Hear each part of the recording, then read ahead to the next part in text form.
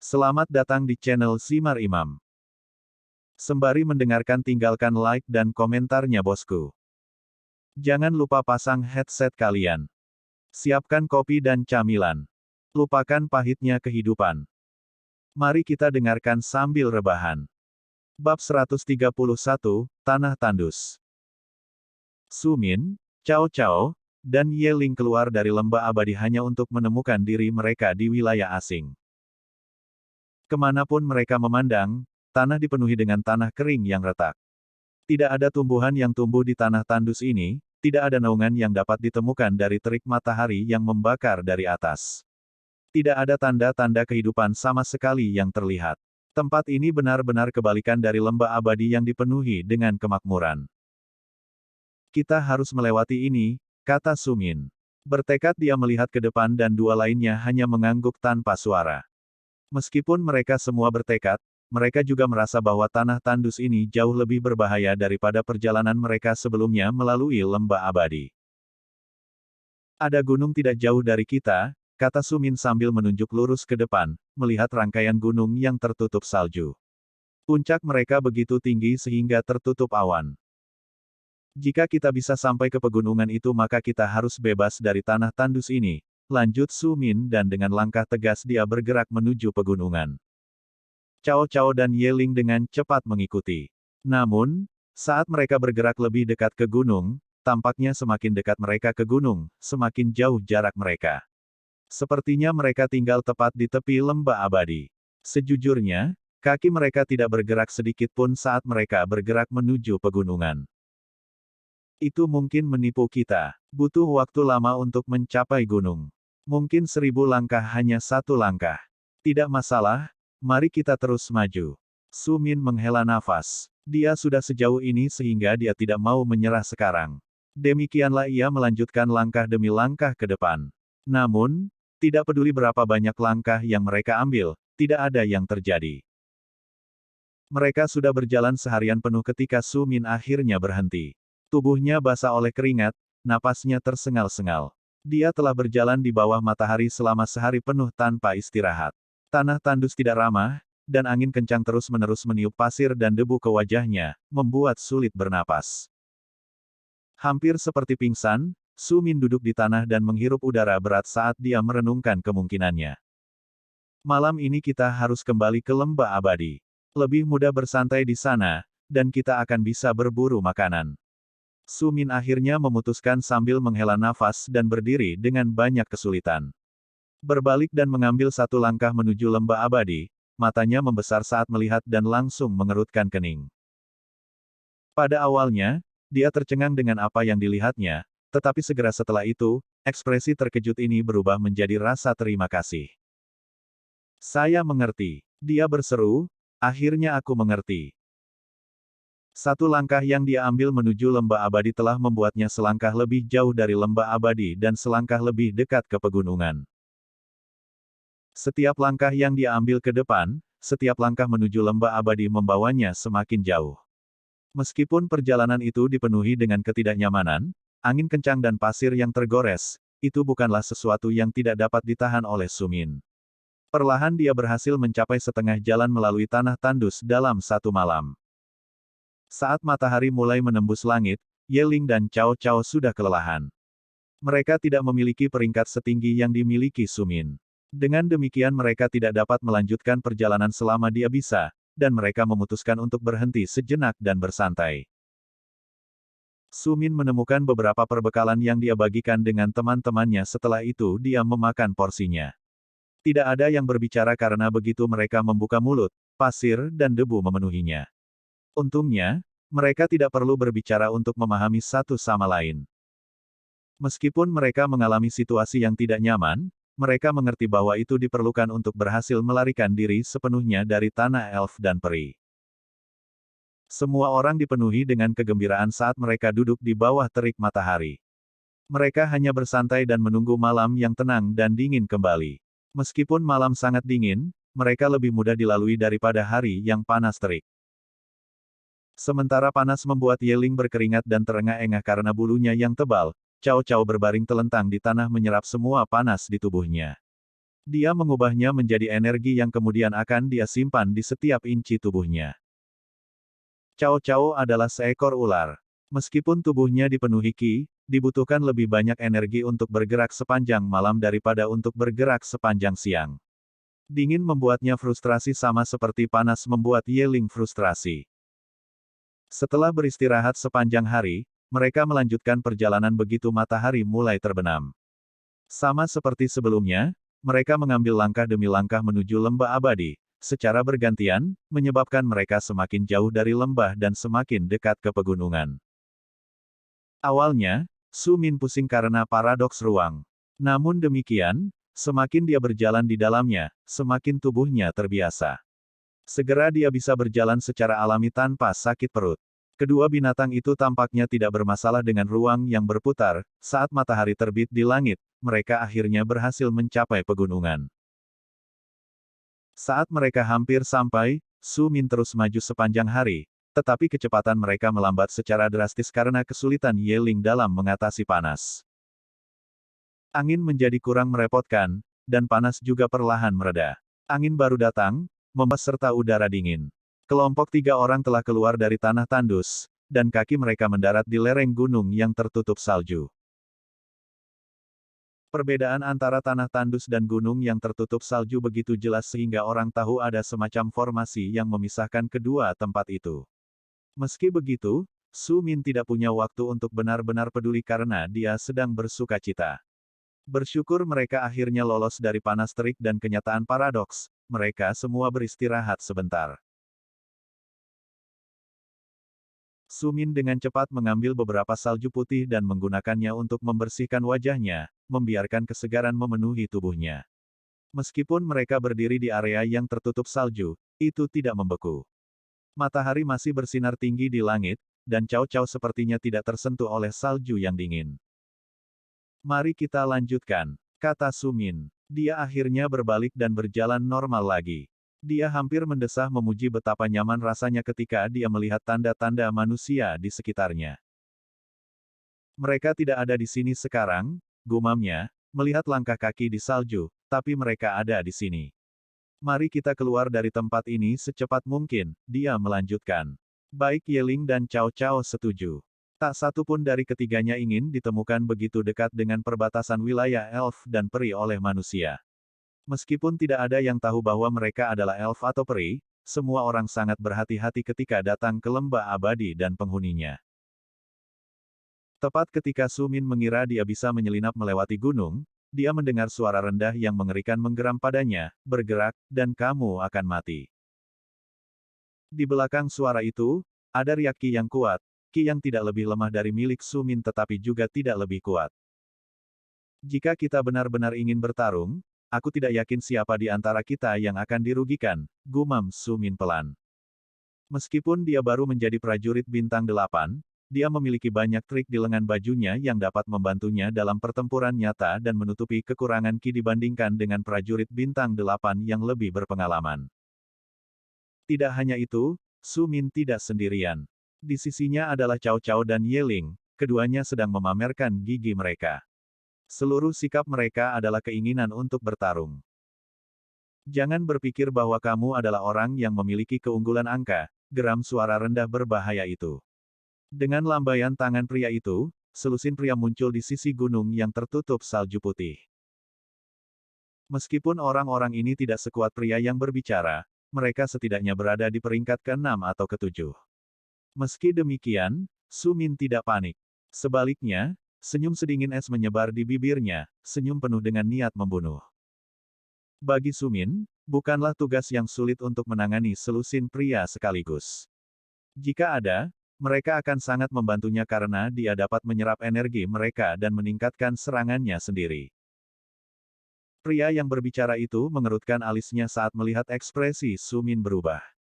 Dia tampaknya tidak putus asa, sebaliknya, dia tampak seperti raja neraka yang muncul entah dari mana, siap menghukum mereka karena menyergapnya.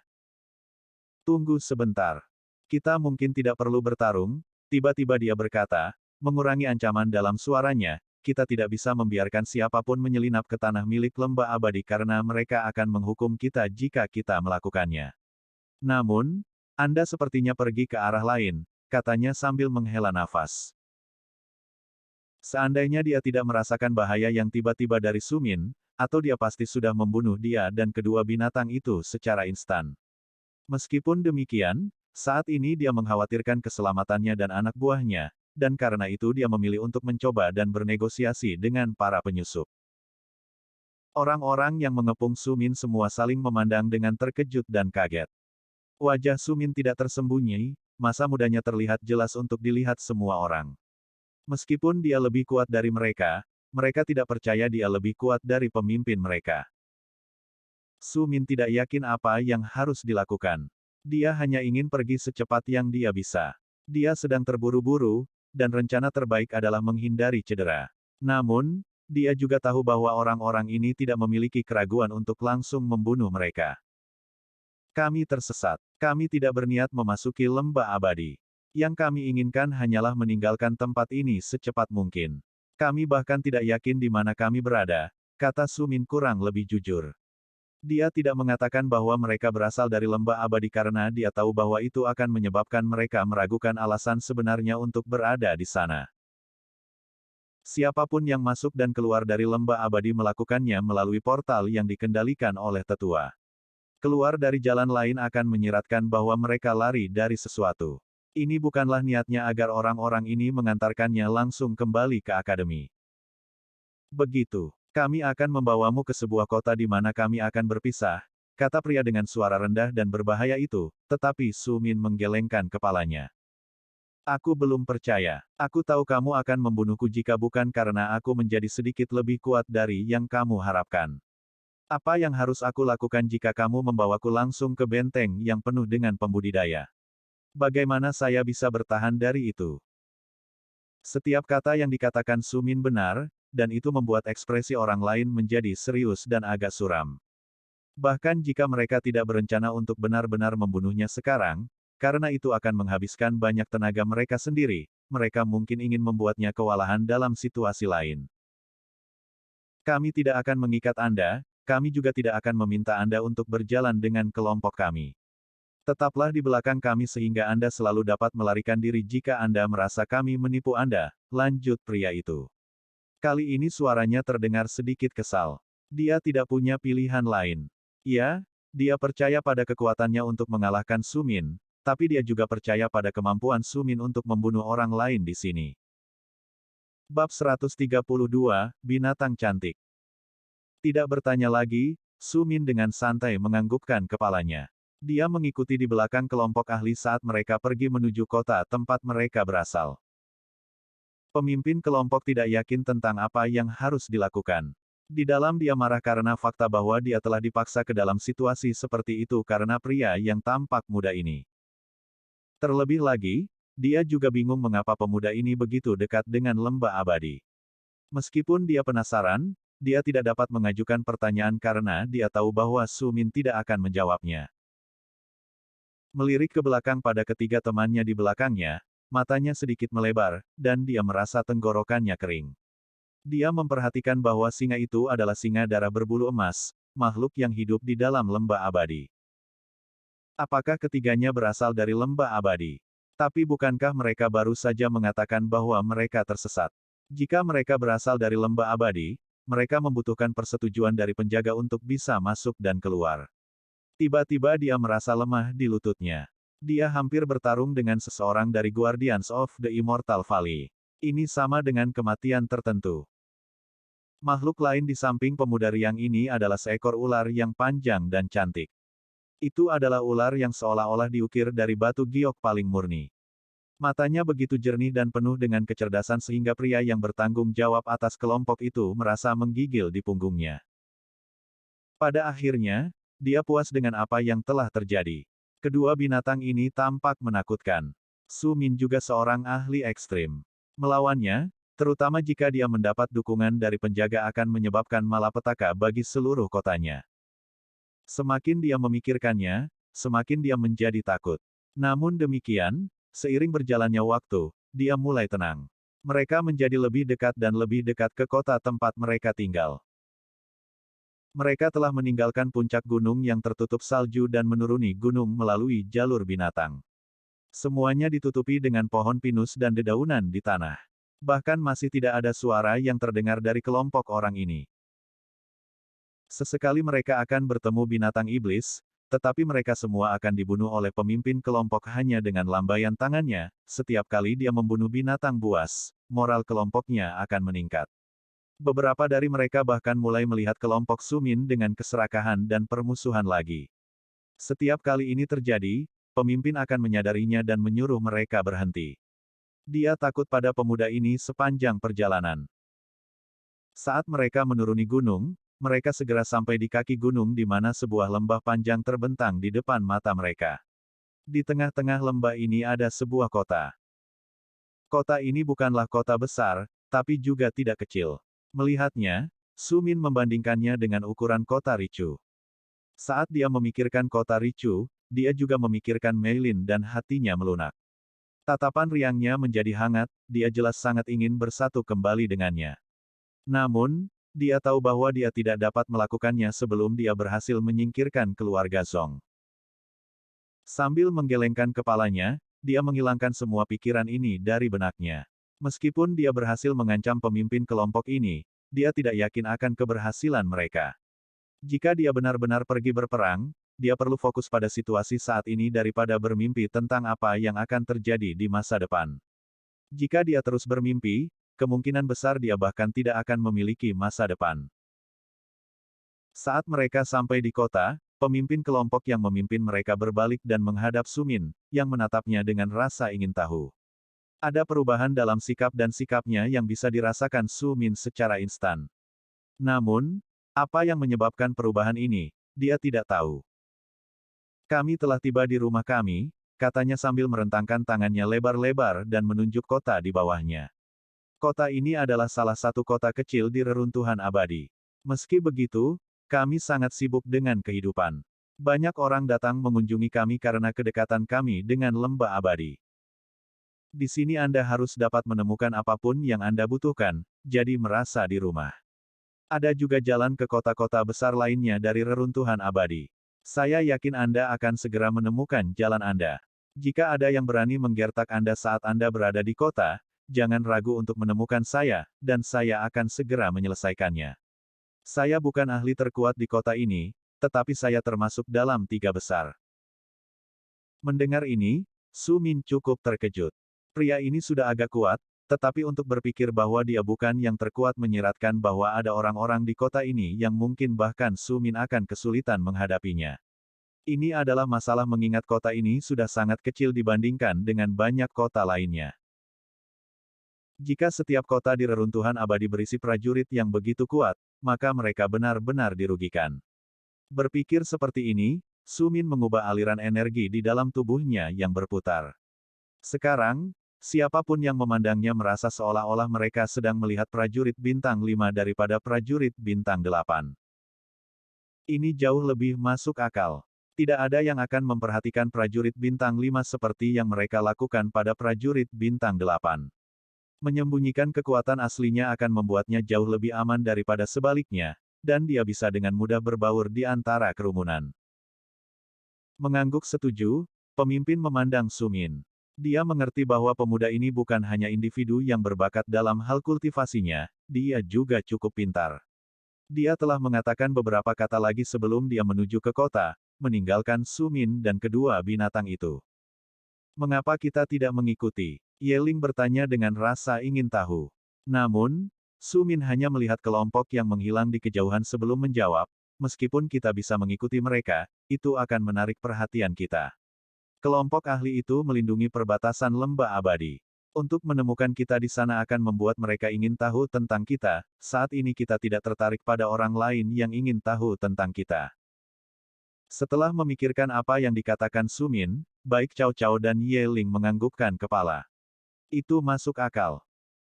Menunggu kira-kira 1 atau 2 jam, kelompok 3 orang itu akhirnya turun ke kota dan masuk melalui gerbang kota. Pemimpin dari sebelumnya tidak berbohong. Ini benar-benar kota yang ramai. Ada ahli di mana-mana. Namun, mereka semua menyingkir setiap kali Sumin lewat. Bukan karena kekuatannya, tetapi karena di sisinya ada dua binatang buas, dan kedua binatang itu memiliki basis kultivasi yang cukup. Meskipun mereka telah menekan kultivasi mereka ke peringkat kelima mirip dengan Sumin, mereka tetaplah binatang buas yang luar biasa. Salah satunya adalah singa darah berbulu emas, dan yang lainnya adalah ular yang tidak dikenal tetapi cantik dengan tubuh besar yang membuat mereka semua merasa takut di hati mereka. Sumin telah menyadari bahwa tidak mungkin baginya untuk tidak menonjol karena dia memiliki dua binatang buas di sisinya. Namun, dia bukan satu-satunya dengan binatang buas di sisinya di dalam kota. Beberapa tentara bayaran dan tuan muda memiliki tunggangan dan binatang lain yang mereka bawa. Meskipun demikian, tak satu pun dari binatang buas itu yang bisa memegang lilin yang dimiliki Sumin bersamanya. Langkah ketiganya selanjutnya setelah tiba di kota adalah mencari tempat tinggal untuk bermalam. Ini tidak sulit. Sumin dengan cepat menemukan penginapan yang terlihat bagus, dan dia masuk. Dia masih memiliki cukup banyak kekayaan sejak peringkat lembah abadi yang dia menangkan dengan membunuh ahli demi ahli dan mengambil harta penyimpanan mereka, jadi membayar kamar bukanlah masalah. Apa-apa Cece bisa saya lakukan untuk kakakmu?